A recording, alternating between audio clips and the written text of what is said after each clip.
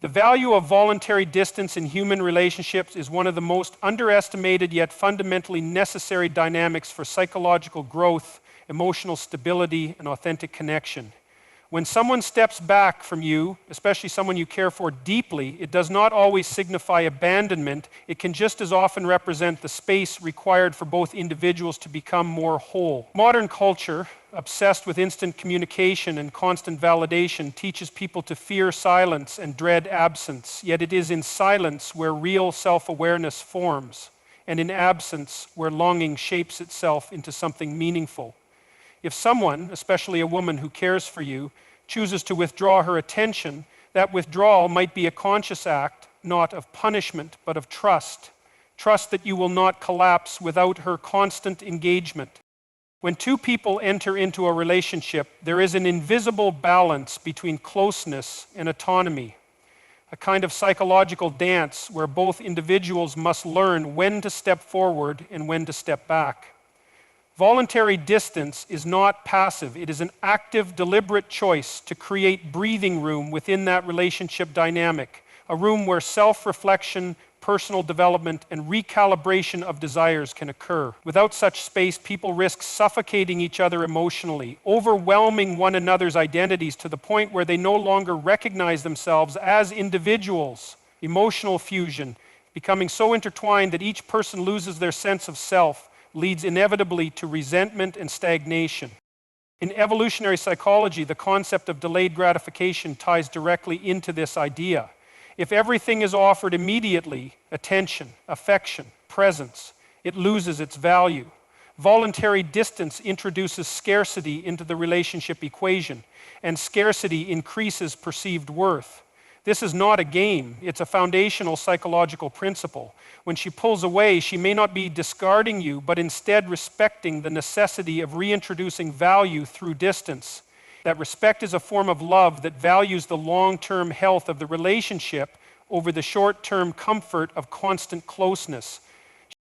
Human beings crave meaning, and meaning is rarely found in what is immediately and perpetually accessible. It is found in the pursuit, the challenge, the striving towards something slightly out of reach. When a person voluntarily distances themselves, they create that necessary gap where longing and pursuit can reawaken. If she is always near, if she is always responsive, the relationship risks becoming too predictable, too safe, and ultimately too lifeless. Life flourishes at the edge of chaos and order, not in perfect balance, but in the tension between extremes. Her absence can be that chaos, destabilizing yet essential. You must understand too that voluntary distance is often an act of self-preservation. A woman pulling back may do so because she refuses to compromise her own emotional integrity in the name of pleasing someone else constantly. That refusal is not selfish, it is an act of self-respect, and self-respect is the foundation upon which real intimacy can be built. If she does not respect herself enough to step back when necessary, then any love she offers risks becoming hollow, dependent, and ultimately corrosive to both of you. There is an old psychological truth. Love that consumes also destroys. It is the slow-burning, carefully managed love that endures.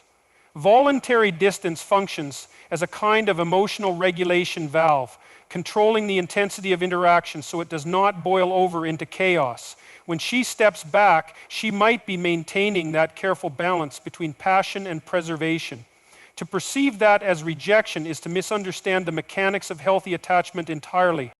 Many men misunderstand withdrawal as a loss of interest because they have not learned to stand on their own psychologically. They mistake attention for validation, affection for existence.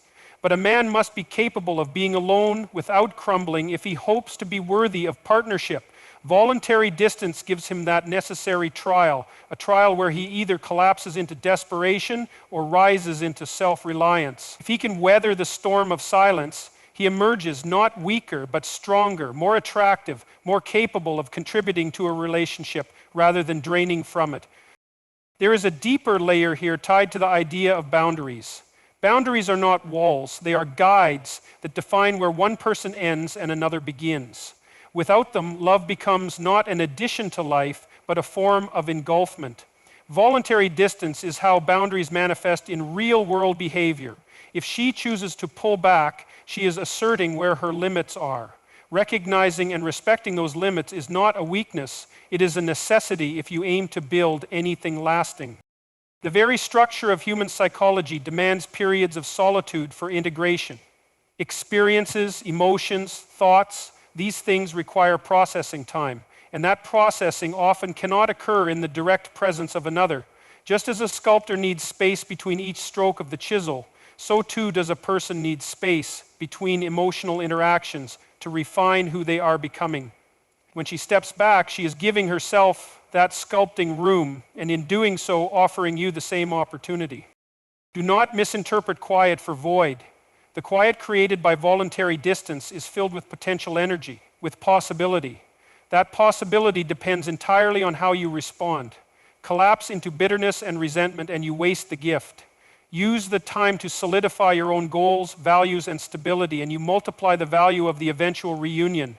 Every moment of absence is a test not just of patience, but of character. Who are you when no one is looking? Who are you when the person whose attention you crave is no longer immediately available? People often speak of love as though it is only demonstrated through closeness, yet the truest love acknowledges when space is required. Voluntary distance can serve as a mirror held up to your own insecurities and weaknesses. If the silence terrifies you, it is likely because there is something inside yourself you have been avoiding addressing. The stillness forces confrontation with your own inner chaos, and in that confrontation lies growth. When a woman chooses to ignore you, and again, by that I do not mean passive-aggressive behavior, but deliberate withdrawal, she may be inviting you to become more than you currently are. It is a challenge, silent but potent, for you to prove that your self-worth is not dependent on her attention. That's not cruelty, it's one of the highest forms of respect she can offer you, assuming she sees potential in you. If she saw nothing in you, there would be no need for distance. She would simply leave. Voluntary distance is not an absence of love. It is love matured, love disciplined, love that understands the necessity of long-term thinking. It's easy to drown in each other's presence. It's hard but essential to stay afloat in each other's absence. And that difficulty is where real strength is forged. Genuine care does not always reveal itself through constant presence and perpetual reassurance. Often, its most profound expression is found in conscious restraint, in holding back when every instinct compels us to step forward and fill the silence. Love, in its mature and deeply considered form, does not suffocate or cling. It allows breathing room, it permits space, it embraces stillness when the easy option would be to overwhelm. There is a kind of discipline in love that is rarely spoken about in popular culture, where restraint is seen not as indifference but as strength, not as coldness but as a form of deliberate respect. True care is willing to step back rather than risk damaging the very thing it values through too much interference. When someone loves you in a way that allows you distance, they are offering you something far greater than momentary attention. They are granting you the room to grow into someone capable of standing on their own. It is easy to lean on others until you forget how to stand. It is much harder and much more valuable to have someone beside you who trusts that you can handle silence without collapsing. That trust is not given lightly, it is earned, and in many cases tested through the deliberate act of withholding. A woman who cares deeply may not rush to respond to every message, not because she does not value you, but because she refuses to contribute to a dynamic where dependency replaces strength. She withholds not to wound, but to build. When we look at the nature of enduring bonds, it becomes clear that they are not made from constant closeness, but from a rhythm of approach and withdrawal. A wave that crashes endlessly against the shore would erode it into nothing, but a wave that knows when to recede preserves the coastline. In the same way, a person who cares deeply must sometimes pull back to allow the relationship and the people within it to remain intact, rather than dissolve under the weight of too much proximity. That act of stepping away is an act of love, as precise and intentional as a surgeon's incision, measured, necessary, healing rather than harming. People often mistake silence for absence. but silence is where strength is tested and character is revealed. When someone steps back from you deliberately, it places a mirror in front of you, forcing you to face your own capacity for self-regulation. Are you able to hold yourself together when attention is not immediately available? Or does your world crumble under the weight of perceived rejection? The answer to that question determines not only the health of the relationship, but the trajectory of your own personal development. Restraint in love is not about playing games. It is about respecting that essential process in which each person must learn to be whole on their own before they can truly unite with another. Think of the strongest steel, tempered through fire, forged through pressure. A relationship that is not periodically tested by absence, by silence, risks becoming brittle rather than resilient. If every moment is filled with words and gestures, there is no room for mystery, no room for anticipation, no room for longing to grow into something meaningful. Longing is not a weakness. It is an emotional force that sharpens the value of what is longed for. When a woman chooses not to respond immediately, she is preserving that longing, ensuring that her presence retains its weight and does not fade into background noise. There is also an ethical dimension to care expressed through restraint. To constantly provide attention when it is not genuinely needed is to encourage dependency rather than autonomy. True care seeks to make the other person stronger, not more reliant. A parent who does everything for their child robs them of the ability to function independently. A partner who never allows space does much the same. Restraint honors the dignity of the other person's individual journey, affirming that they have the inner resources to manage themselves without constant external input.